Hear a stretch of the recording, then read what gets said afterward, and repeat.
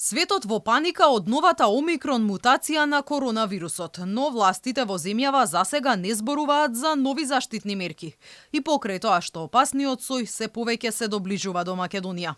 Вчера првиот случај беше детектиран и во Грција. Лекарите алармираат дека токму сега е време за нови рестриктивни мерки, особено контрола на границите како што тоа го прават останатите земји во светот. Би ги земал Велика Британија и Соединетите Американски држави.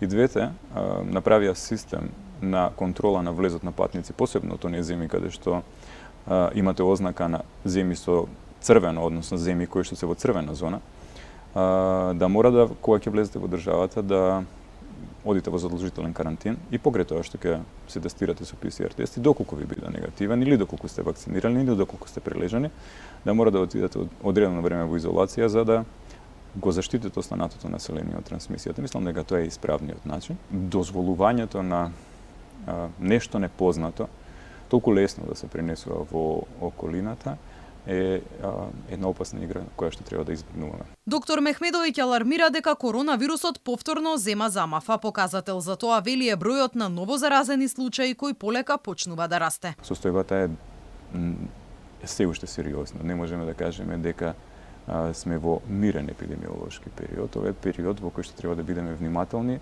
буквално на секојдневно ниво, затоа што ја кажав дека влошувањето на оваа ситуација може да биде практично во период од 24 часа. Не мора да биде тоа постепено, туку навистина може во текот на 24 часа да имаме дуплирање на бројките. Во меѓувреме, од Светската здравствена организација велат дека мерката за затворање на границите која ја усвоија некои земји би можела да го одложи влегувањето на вирусот и на здравствените власти да им обезбеди доволно време за да се подготват за новиот коронабран.